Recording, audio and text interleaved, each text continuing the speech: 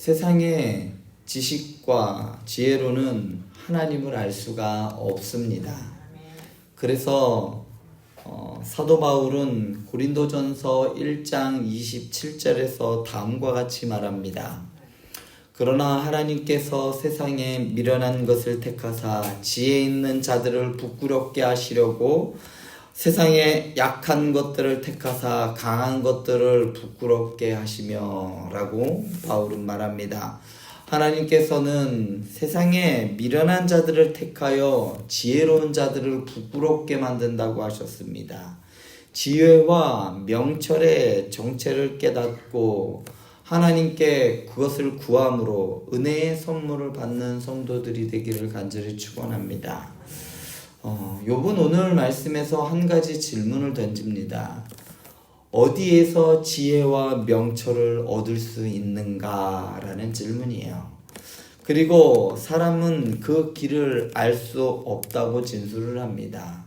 이 세상 어디에도 진정한 지혜와 명철을 찾을 수가 없기 때문입니다. 욥은 땅에서도 혹은 깊은 물속에서도 지혜와 명철을 찾을 수 없다고 말합니다. 그러므로 지혜와 명철은 이 세상에 가장 귀한 그 값어치 나가는 어떠한 것으로도 살 수 없는 아주 가치 있는 것이 지혜와 명철이라고 하였습니다. 귀한 보석은 어떻게 하면 될까요? 세상에서 아무리 희귀한 보석이라 할지라도 돈을 주면 살 수 있습니다. 그렇지만 자연 만물에 존재하지 않는 지혜와 명철은 온 세상을 다 주어도 살 수가 없는 것이지요. 이러한 진술은 오늘날에도 그대로 적용됩니다. 욥의 시대에만 적용되는 말씀이 아니라 오늘날에도 그대로 적용되는데, 사람들이 아무리 연구하고 과학 기술을 통하여서 아무리 탐구를 한다고 하여도 그들이 얻을 수 있는 지식은 그냥 자연 만물에 대한 것일 뿐입니다. 그러므로 세상에서 아무리 학문을 많이 닦고 학문을 많이 쌓아 올린다 하여도, 지식을 아무리 축적한다 하여도 진정한 지혜와 명철을 얻을 수 없는 겁니다. 오늘날 눈부신 과학의 발전에도 불구하고 피조물인 인간이 알 수 있는 지식은 그저 자연 만물의 극히 일부분에 지나지 않습니다. 뭔가 좀 대단한 것을 발견한 것처럼 보이지만 그렇지 않습니다. 요즘 병원에 가면은 줄기세포 치료, 줄기세포 주사 이런 것들 뭔가 최신식 치료 방법인 것처럼 보이지만 그것들 다 하나님이 이미 다 창조하실 때 만들어 놓으신 것들입니다. 인간은 그저 그것들을 발견한 것을 보고 대단하다, 그것을 만드신 이도 있는데 그까짓 것 하나 발견했다고 뭔 대단한 것을 한 것 마냥 사람들은 의시되고 자신의 지식과 지혜 그리고 기술에 교만을 갖게 됩니다. 분명한 것은 인간은 하나님 앞에 피조물일 뿐이며 창조주 앞에 겸손해야 하는 존재가 우리 인간입니다. 사람이 자연 속에서 지혜와 명철을 얻을 수 없는 이유는 바로 창조주 하나님께 이 모든 것이 속해져 있기 때문입니다. 하나님께 지혜와 명철이 속해 있기 때문에 인간이 아무리 찾으려고 해도 그것을 찾을 수가 없습니다. 하나님께 나아가 하나님께 구하지 않는 한 그것은 절대로 우리가 발견할 수 없고 얻을 수 없는 것이라고 하였습니다. 욥은 그래서 하나님만이 지혜와 명철로 가는 길과 그것이 있는 곳을 안다고 오늘 말씀을 통해 말하고 있습니다. 지혜와 명철은 자연 만물을 창조하시고 그 자연의 질서를 세워서 운영하시는 하나님의 능력이 바로 지혜이기 때문입니다. 욥은 하나님께서 바람의 무게와 물의 분량을 정하시고 비 내리는 법칙과 비구름의 길 그리고 우레의 법칙을 만드신다고 오늘 말씀을 통해 말씀합니다. 즉 지혜와 명철은 피조물에 속해 있는 것이 아니라 피조물을 뛰어넘는, 피조물을 초월해서 존재하는 겁니다. 그러므로 창조의 능력인 지혜와 명철은 오직 하나님께로부터 말미암는 것으로 하나님의 계시를 통해서만 소유할 수 있다고 잠언 기자는 잠언 2장 6절에서 이렇게 말합니다. 대저 여호와는 지혜를 주시며 지식과 명철을 그 입에서 내심이며. 지혜와 명철은 영생과 구원의 능력입니다. 그러므로 성도는 세상에서 얻을 수 있는 모든 지식보다 하나님의 계시를 통해 받는 지혜와 명철을 우리는 구해야 하는 것입니다.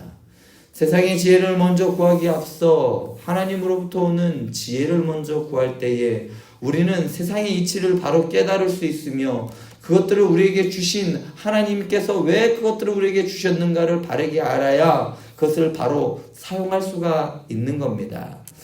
우리 속담에 이런 말이 있죠. 선무당이 사람 잡는다. 어설프게 아는 사람이 모든 것을 망치고 어그러뜨린다는 겁니다. 어설프게 한 사람이 과학을 가지고 어설프게 알고 있는 사람이 뭔가 좀 아는 것처럼 보이지만 결국은 인간의 마지막의 종말은 많은 학자들은 핵무기로 인한 인류의 멸망을 예견하고 있습니다. 인간들이 가지고 있는 그 뛰어난 것들이 결국은 자신을 죽일 수도 있다는 아주 위험한 곳으로 내몰고 있다는 사실이죠. 지혜로운 것처럼 보이지만 이는 제 발등을 제 도끼로 찍는 어리석은 행동이 아닐 수가 없는 것이죠. 욥은 그래서 하나님을 경외하는 것이 지혜라고 하였습니다. 그리고 악을 떠남이 명철이라고 진술하였어요. 잠언 저자도 이미 여호와를 경외하는 것이 지혜의 근본이요 거룩하신 자를 아는 것이 명철이다라고 잠언 9장 10절에서 말합니다. 하나님의 창조와 구원의 능력인 지혜와 명철은 하나님이 성도들에게 은혜로 주십니다. 하나님은 성도들에게 거룩한 영을 부어주셔서 지혜와 명철을 간직하고 하나님이 기뻐하시는 뜻을 따라 살아가게 하나님께서 인도해 주십니다.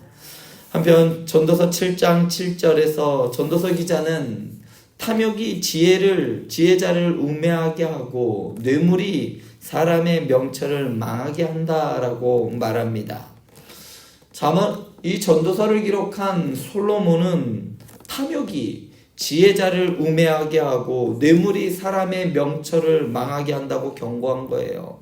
이는 성도가 탐욕을 추구하다 보면 지혜와 명철을 상실하게 될 것이라는 경고예요. 그러므로 성도는 하나님이 우리 예수 그리스도 안에서 우리에게 선물로 주신 성령의 지혜와 명철을 따라 행하여야 하며 또한 세상의 모든 죄악을 멀리함으로 지혜와 명철이 충만한 삶으로 하나님께 영광을 돌리며 살아가야 하는 겁니다. 사랑하는 행복한 교회 성도 여러분, 지혜와 명철은 구원받은 자들만이 소유할 수 있는 겁니다. 이는 성령의 처소인 성도만이 누리는 특권이기 때문입니다. 이 지혜와 명철을 소유한 사람들, 그렇기 때문에 우리는 하나님께서 우리에게 창조의 질서로 만들어주신 이 세상을 잘 다스릴 수가 있는 것이며 사람과 사람 관계 안에서 하나님이 주신 법칙대로 서로 사랑하면서 살아갈 때에 우리는 진정 지혜와 명철을 소유한 자로 살아갈 수가 있는 겁니다. 저와 성도님들이 성령의 지혜와 명철로 충만하여 구원의 풍성함을 누리면서 하나님의 영광과 은혜를 선포하며 예수 그리스도를 전파하며 살아갈 수 있는 우리 행복한 교회 성도님들 되길 간절히 축원드립니다. 기도하시겠습니다.